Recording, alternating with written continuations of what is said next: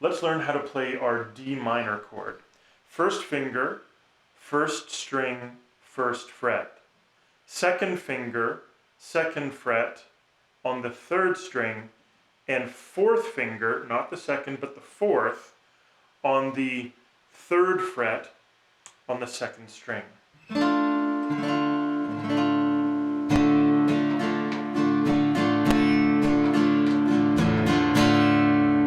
Take your fingers off and let's put them back on again. First fret, first string, first finger. 1, 1, 1. Second finger, second fret on the third string, and then your fourth finger, not the third, the fourth finger on the third fret, second string.